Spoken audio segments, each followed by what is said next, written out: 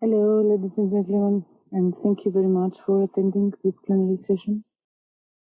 My name is Esther Solomon. I am assistant teacher in museum studies at the University of Erasure. And my main research interests focus on the use of social sciences in the analysis of museum and heritage representations and their impact on people's perceptions of the past. Yet before I start my talk, I would like to congratulate the organizers of the 2020 conference, and especially Vasiliki Chrysantopoulou. And I wish a great success to the works of this very interesting online meeting. I hope that next year it will be possible to meet in person. My aim today is to talk about the concept of heritage contestation, which I will try to apply to the field of archaeological heritage and then link it to Greece, the idealized place of both Western and Greek imagination, where antiquities, and the practice of archaeology have influenced a great deal local politics, economy, and ideology, well before the formation of the country as a modern nation state in 1830. Some of the ideas that I will elaborate on here have been developed in a volume I edited recently, entitled Contested Antiquity, Archaeological Heritage and Social Conflict in Modern Greece and Cyprus. This volume is due out in a few weeks by Indiana University Press. The writing of this book, however, coincided with everyday images, news, and stories about thousands of Syrian and other refugees drowned in the Aegean Sea during their attempts to escape war and danger and reach Lesbos and other Greek islands. Since 2015, orange life jackets and thermal blankets abundant on beaches have become material symbols of an immense human tragedy and indifference to human life that my identity as a European citizen has found hard to accept. Greece's response to this unprecedented phenomenon has been intense and mixed. Despite the recent rise of far-right rhetoric and the widespread hardship associated with debt and Eurozone crisis that have buffeted the country since 2010, people of different ages and class backgrounds initially rushed to join NGOs committed to providing relief for refugees. Acts of altruism have marked everyday social life, especially in reception areas, as have xenophobic narratives and exploitation of desperate newcomers, partly understood within the same political economic context of austerity and its depredations.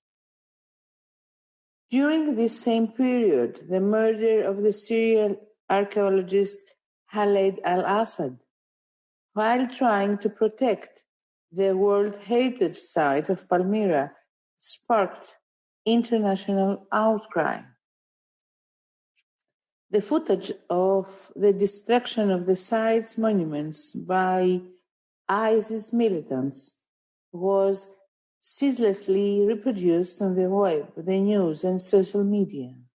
It was condemned as a crime against humanity and was used by some as anti-Muslim arguments.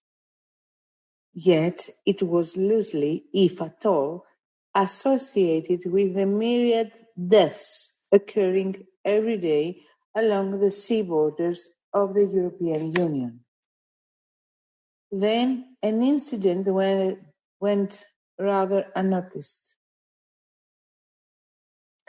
In Zaatari, a refugee camp in Jordan, Syrian artists used kebab skewers, clay, and discarded materials to reconstruct in miniature Palmyra and other heritage sites of their homeland. This is a way for them, that is the Zaatari residents, not to forget. As artists, we have an important role to play. Mahmoud Hariri, a former art teacher and resident of the camp, told the United Nations Refugee Agency. This was an act of resistance, perhaps of secondary importance when compared to his living conditions, yet one that reminds us of James Scott's Weapons of the Week. Weapons that trigger reflection on heritage values in time of conflict and the role of material culture of the past in people's hopes for a better future.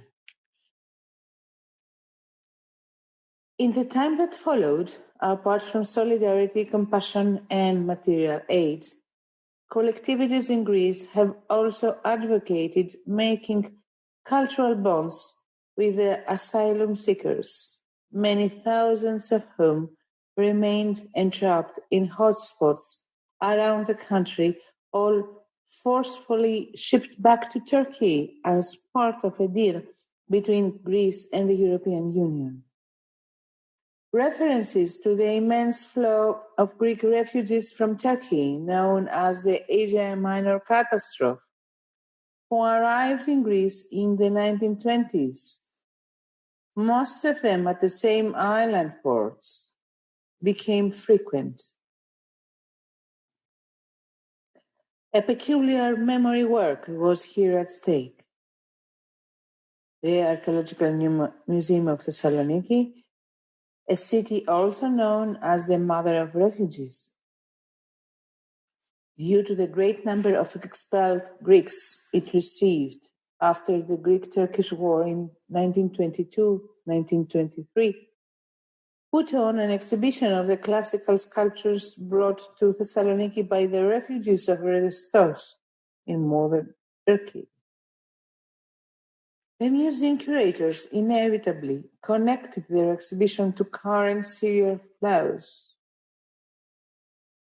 thus causing an extensive and emotional debate on the materiality of refugees' memory within the current discursive framework of heritage, affect, and emotions.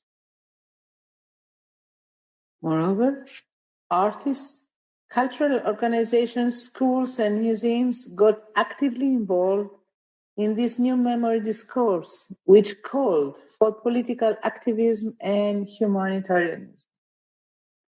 The story of the Syrian refugees became a trendy and at the same time politically charged issue bound up with recent Greek traumatic history, and more important, with reflection on the management of cultural difference in multicultural but increasingly intolerant European societies.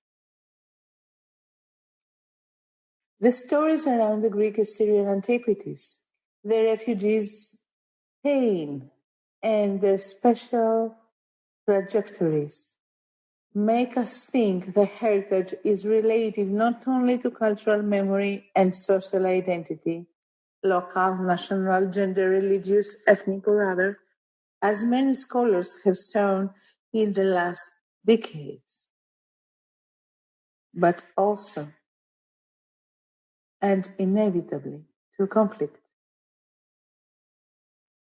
Heritage is ultimately at the heart of this matter.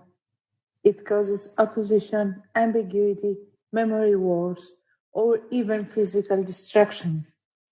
Whereas at the same time, it may serve as a platform for resistance, healing, reconciliation, and peace building. In the turbulent social, political, and financial conditions people often experience, the material remains of the past do become a dissonant, to use Tunbridge and Ashworth's term, difficult, according to McDonald, Logan, and Reeves, dark, and variously contested heritage that deserves our attention and critical analysis. The active use of the past and the present is what transforms objects and material remains into practiced heritage. This being another famous term coined by Laura Jane Smith, that is heritage that in one way or another is implicated in cultural processes of everyday life and becomes meaningful for different social groups, despite or rather because of its oppositional meanings, values, interpretations, and deployment. Therefore, the concept of contestation allows us to make sense of practiced heritage and problematize oppositional and conflicting views and uses of sites, monuments, landscapes, objects, and practices, especially in Greece. The interrelation between and place memory and social identity cannot be understood but by focusing on those uses of Greek antiquities long invoked in the name of Western values that are not identified with the official constructions of the Greek past. Among the different categories of heritage, archaeological monuments and objects constitute a significant group due to the emphasis given to the materiality and their different remote temporalities which impact on the present. Archaeology concretizes heritage and place. It makes them both visible, sensed, memorable, and widely accessible.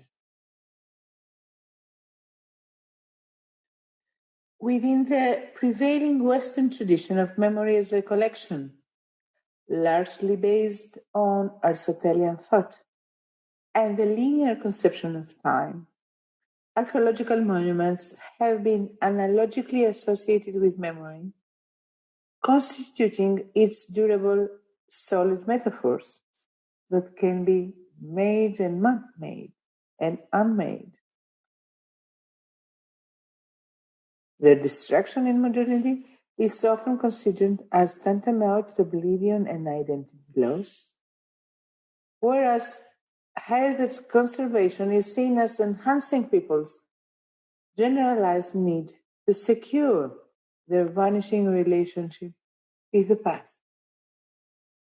As a byproduct of Enlightenment thinking, archaeology has constituted a distinct set of principles regarding the acquisition of knowledge about the distant past. Since the 19th century, served by national educational systems and powerful memory institutions, such as national museums, the discipline has been an important agent in the thread that united modernity with nation building, colonialism, and territorial establishment. Often implicated in the uneasy relationship between different communities, as well as between communities and authorities, scholars and the public, all of whom make use of emblematic ancient objects and landscapes and sites, whether musealized or not. Archaeology has also connected or alienated the national and the local, as well as the local and the global. And it has significantly contributed to the production of the changing faces of places and localities. In the last decades of the 20th century, the post-colonial paradigm and the development of post-processual theory have led to a growing scholarly interest in the social, political, and ideological implications of archaeology, and the heritage of the neglected groups, especially that of minorities and indigenous people. Archaeological theory has been employed in current research on people's multiple pasts and the pre-modern material culture of First Nations in America, Australia, and other indigenous groups who are often identified with more than one place and form their plural identities according to evolving motifs. Behind such pursuits for a democratization of heritage research, one can feel the engagement of archaeologists, museum professionals, and anthropologists with a disenfranchised, their tendency to empower communities through social programs, and their will to enable the educational potential of heritage. Within a framework of globalized action and communication, archaeological practice is also presently perceived and promoted as a kind of activism, a commitment to fight against social injustice while assuming ethical responsibilities towards the public. Archaeologists' interest in local knowledge is also the result of the encounter between archaeology and anthropology, fostered in the last decades, and the development of material culture studies as a hospitable interdisciplinary field that accommodates perspectives and researching themes from the different disciplines that inform heritage. Thus, the emphasis put on not only the dynamic role of objects in society, but also the sensorial aspects of their materiality and their perceived agency in shaping social relations and human values, has brought archaeology closer to the social sciences than ever before. Part of this disciplinary rapprochement is also the popularity of archaeological ethnography. In an influential introduction to a special issue of Public Archaeology on the subject, Yannis Chamilakis and Aris Anagностopoulos envisioned archaeological ethnography as a transdisciplinary and transcultural space that enables researchers and diverse publics to engage in various conversations, exchanges, and interventions in relation to material traces from various times.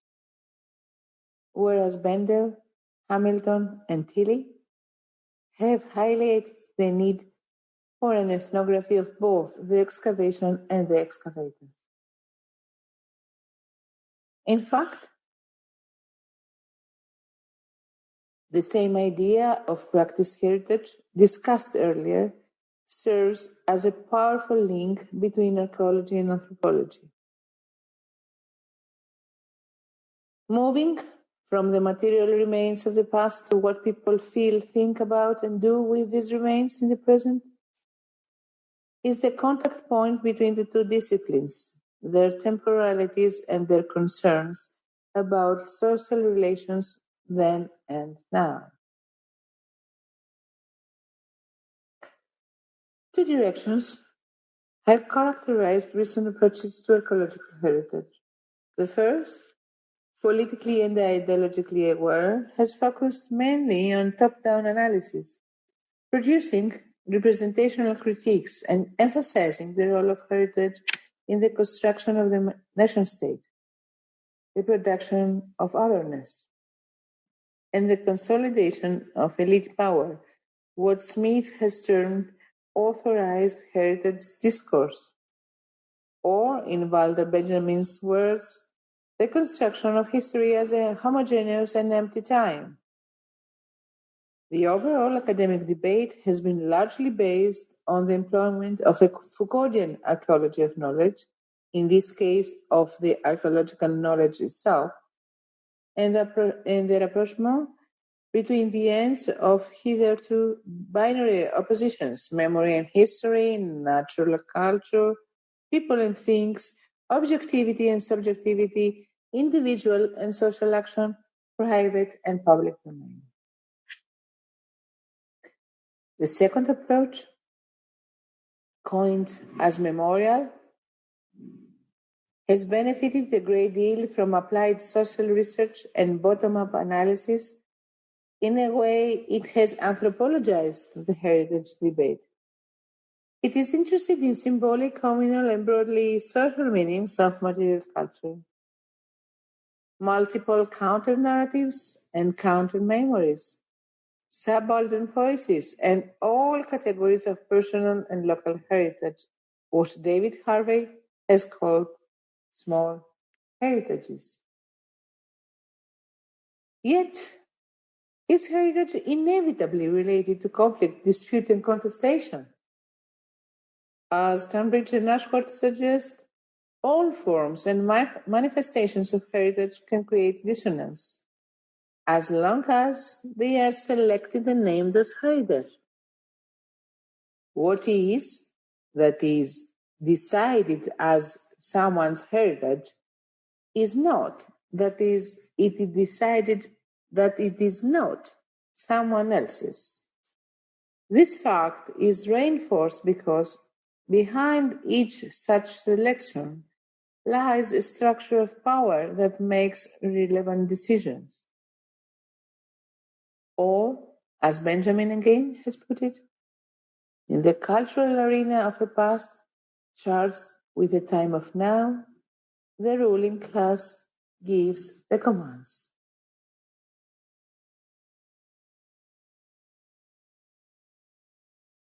Although political and intellectual elites in nation states have long paved the way for the unified perception of a common past that mitigates tensions and uneasiness, different interpretations of and attitudes toward cultural heritage arise amid the ruptures formed at the transition from modernity to postmodernity, from nationalism to the acceptance of a country's multiple pasts, from archaeology to a postmodern archaeology or other archaeologists, and the opening up of a complex discussion on communities' heritage and its stakeholders. Social tensions, conflict, and traumatic memories are reflected in fragmentary versions of a group's identity and history, as well as in confrontational approaches to national or colonial time and its associated power regimes. As people's engagements with the past transcend the familiar and trivial patterns of the authorized heritage discourse, we enter into unpredicted, discursive contexts, locations, sites, community life, informal education, oral history, everyday activities, and even sport and other domains, in which competition, dispute, and conflict seek justification through specific, useful, and usable versions of the past. Different reasons can provoke contestation around heritage, depending on the goals, the identity, the history, traumatic or not, the economy, and the political agenda of the social parties involved each time. Such diversity produces not only a variety of meaningful patterns around heritage, but also a breeding ground for social research. Here, we attempt to group some of these interrelated themes that have occupied a great deal of the relevant literature. First, the legal or symbolic ownership of cultural heritage, issues of objects, repatriation, stories about looted heritage, claimed human remains, and sacred or sacralized sites that objectify social identity are entitled in the view of heritage as possession. That is, of objects, landscapes, and monuments that we feel are rightfully ours and that in one way or another we localize and appropriate. Second,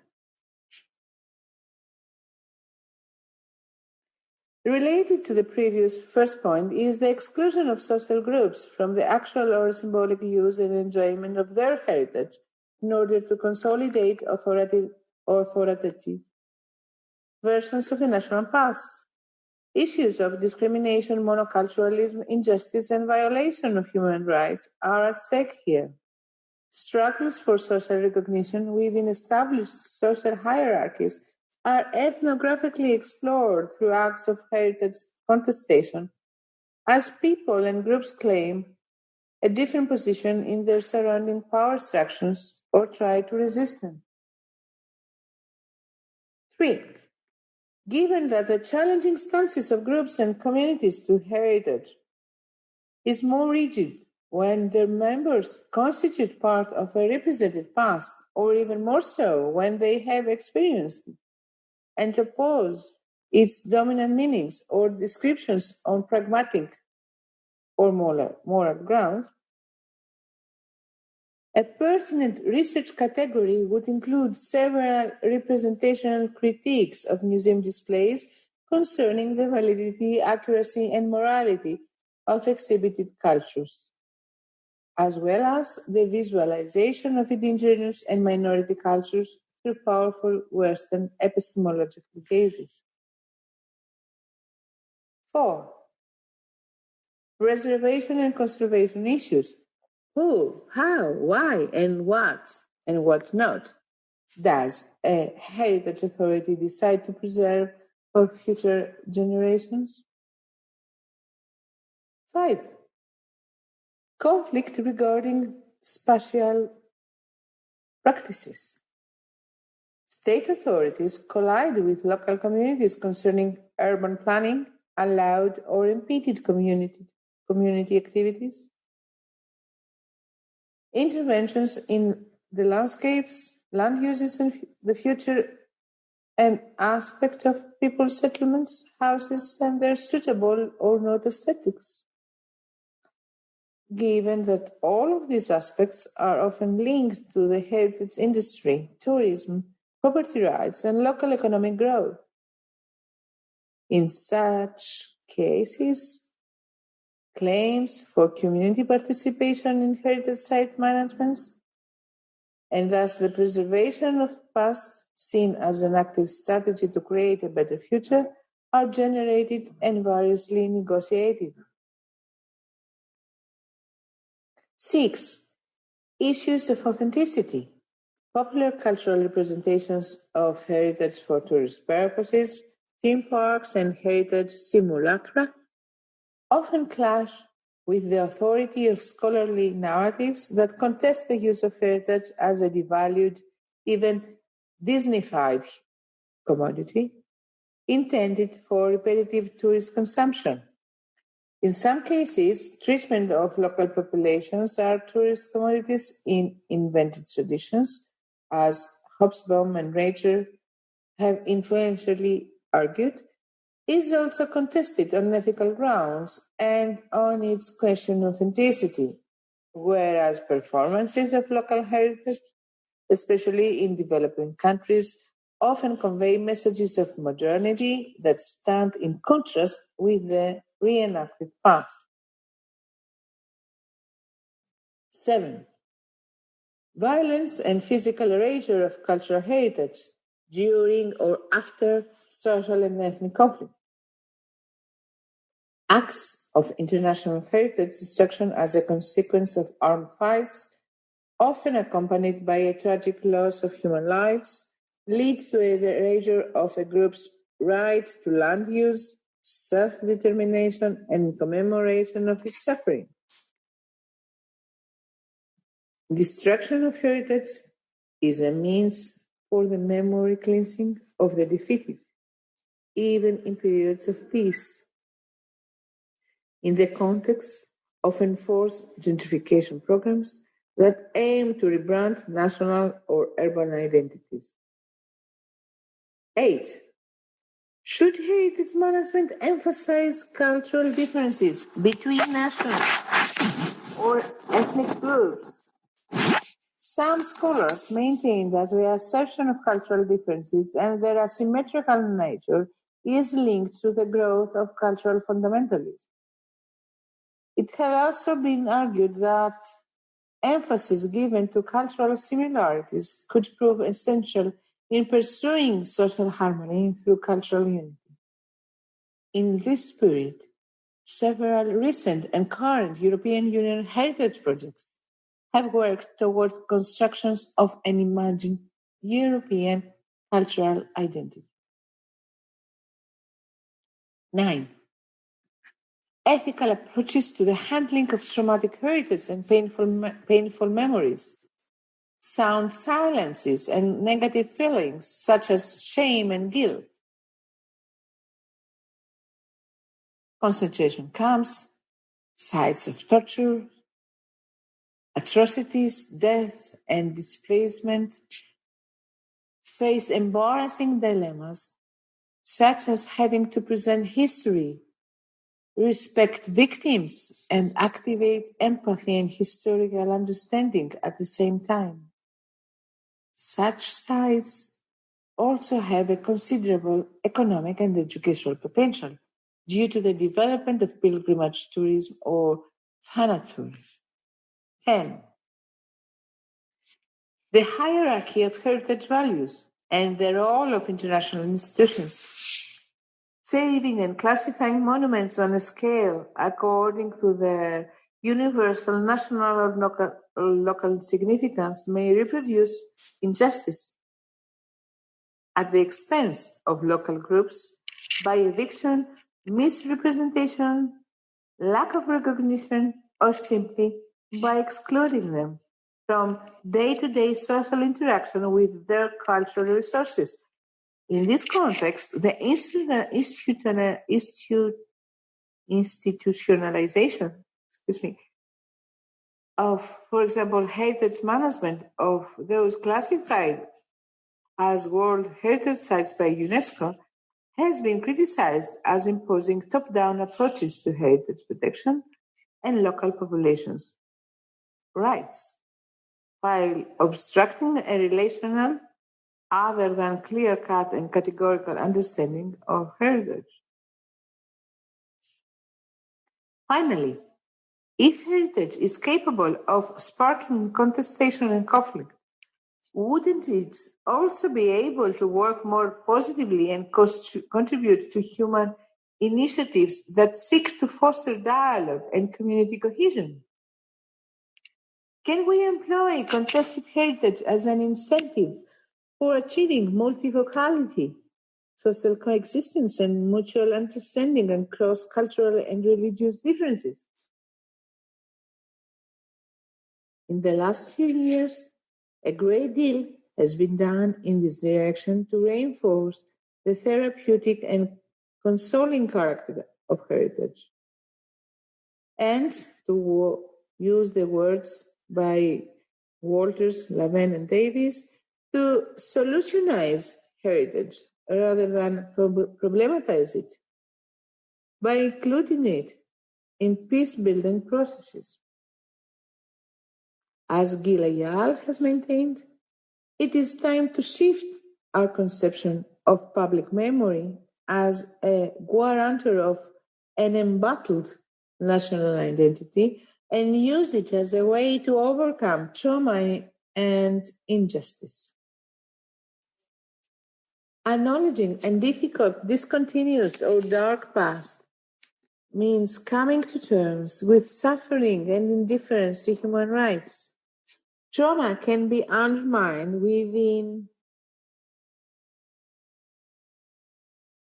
as remembering past crimes, and those who were wronged can play a healing role and provide reconciliation and civic education.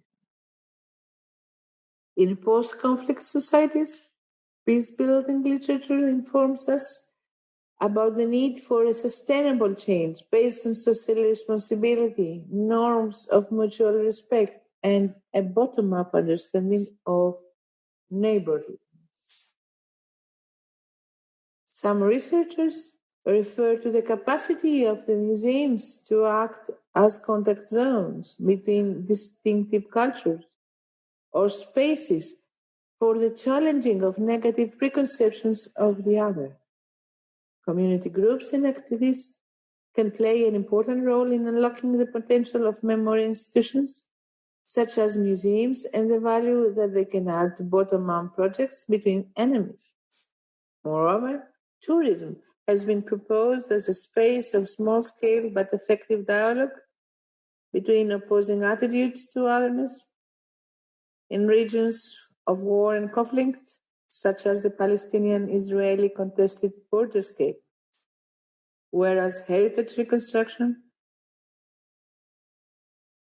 in former battlefields and zones of war may work as remedies for conflict, thus indicating a common ground where both disputed material heritage and social ties can be reconstructed.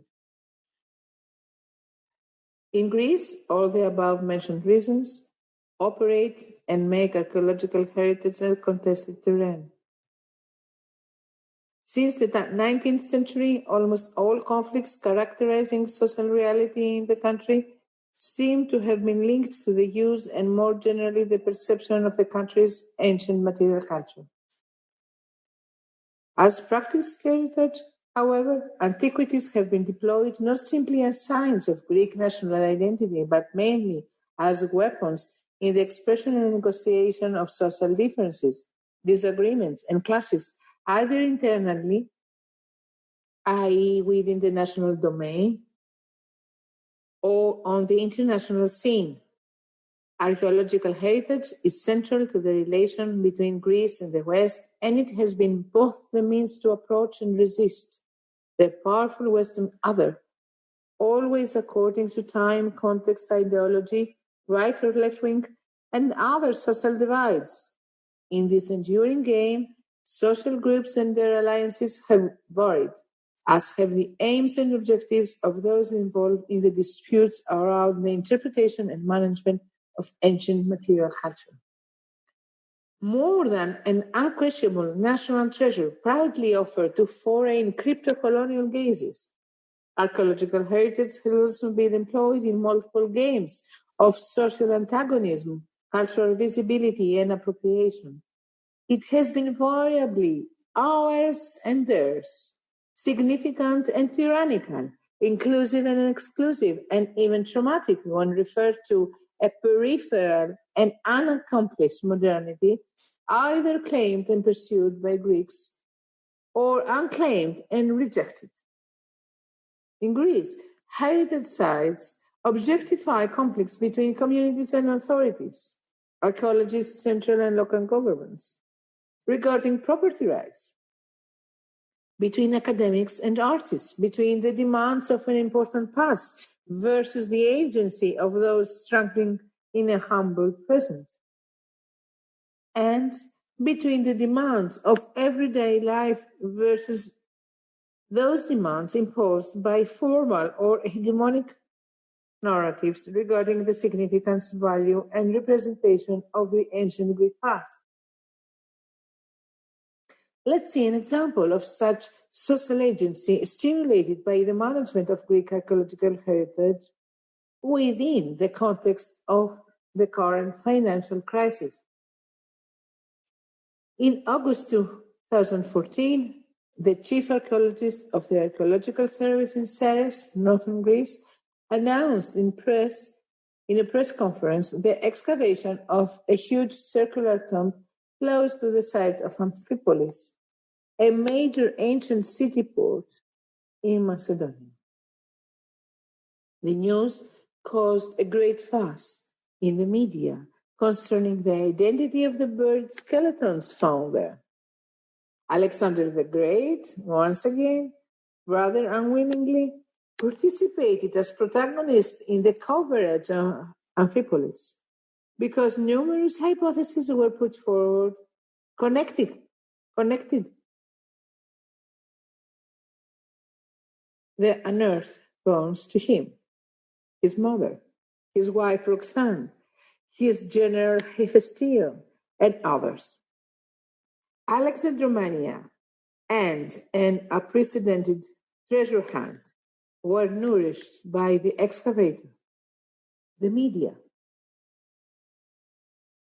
then Prime Minister Andoni Samaras, the Minister of Culture, the Church, numerous bloggers who linked the Mount to the Greekness of Macedonia, and thousands of people who followed the digging process on the news day by day. The Prime Minister and his wife paid a visit to the Mount in a symbolic gesture recalling a similar trip made by the venerated right-wing Prime Minister Konstantinos Karamanlis in 1977, when he visited the excavations of the Macedonian tombs at Regina. The case of Amphipolis was severely criticized by the Association of Greek Archaeologists, by university teachers and other archaeologists on the grounds of its dating and its political manipulation by the government just a few days before the national elections in January 2015.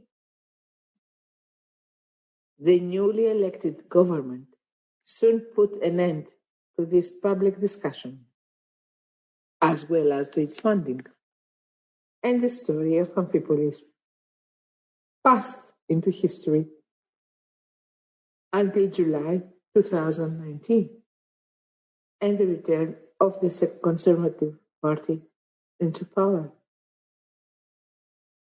However, the case of Amphipolis is not simply an exaggerated case of an impressive archaeological discovery exploited by the media or the nationalist rhetoric of a right-wing government.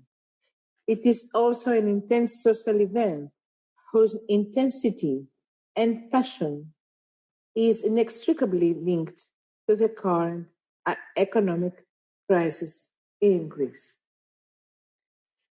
Thus, one can say that such excitement was strategically triggered by the then government as a means of distracting people from economic hardship and the need for more austerity measures that authorities had to take before the second out of three by 2016 memorandum that the country signed in order to deal with its debt and avoid the omnipresent threat of an eventual declaration of bankruptcy. Nevertheless, this tale has more to tell us. As has been noted by Dimitris Planchos and Yanis Kamilakis, the excavation and the management of the associated narrative constituted an exercise of what Michel Foucault called biopower, a term Foucault used to describe a number of phenomena that seems to be quite significant, namely the set of mechanisms through which the basic biological features of the human species became the object of a political strategy, of a general strategy of power, or, in other words, how, starting from the 18th century, modern Western societies took on board the fundamental biological fact that human beings are a species. The state's narrative regarding the assumed identity of the buried Boreads in Amphipolis was extensively implemented for the construction of biopolitical distinctions between Greeks and non-Greeks in the contested territory of northern Greece. Such distinctions, it can be argued, go beyond the claims of the secular religion of archaeology in the 90s, when the dispute over the ownership of the ancient Macedonian past and its heritage were debated. The management of Amphipolis proposed a different version of a patriotic archaeology, conducted in front of TV cameras, debated on blogs and Facebook, or in the fighting comments published below every relevant newspaper article appearing on the web. The limits between specialist and unofficial discourses on classical heritage were drastically blurred in this archaeopolitics in the times of crisis. The ancient bones were capable of dividing people on the name of supposed racial differences. Such distinctions, hidden and embarrassing during the years of political correctness, are now disguised through the excuses of austerity and thanatopolitics. It is in this context that foreign people's deaths, such as those of refugees and illegal immigrants, amassed for years in hotspots in Lesbos and elsewhere in the country under inhuman conditions that thoroughly contradict Western concepts of civil rights, are naturalized in a new, ostensibly justified construction of otherness. Thus, the glossy, westernized archaeospaces of our times, such as, for example, the Acropolis Museum, become more necessary than ever before, not only as antidotes to the melancholy of a never-ending recession, which is even worse nowadays with the coronavirus, but also as discursive arguments employed in a perceived new colonization of the country's past. In this case, Greeks appear undeserving of their glorious heritage. Their failure to adapt to global economic pressures and dictates verifies the neo-colonial gaze according to which the famous Greek claim of continuity from antiquity to the present seems to have failed in practice. Ancient heritage sparks a new, updated anti-colonization narrative. The extremes reached by the current entanglement in narratives and practices of death and divorce presents Europe in decline and Greece as its broken link. Alternatively, deployment of ancient legacy resuscitates old ideas of the continuing cultural debt to Greece, nourished both nationally and internationally. Or it may more interestingly work as a source of artistic inspiration and agency. To summarize,